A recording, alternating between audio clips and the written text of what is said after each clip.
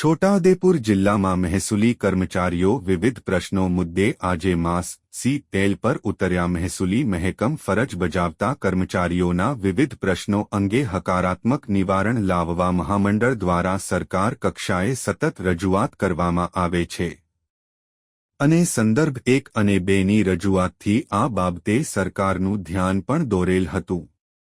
તેમ છતાં સરકાર કક્ષાએ મહેસૂલી કર્મચારીઓના પ્રશ્નો અંગે યોગ્ય નિર્ણય થયેલ નથી, જેથી છોટાઉદેપુર જિલ્લાની વિવિધ કચેરીઓમાં મહેસૂલી કર્મચારીઓ પોતાની રજૂઆતોના નિરાકરણ ન આવતા આજે માસ તેલ પર ઉતર્યા છે અને વિરોધ નોંધાવ્યો હતો. રિપોર્ટર રેહાન પટેલ, છોટાઉદેપુર.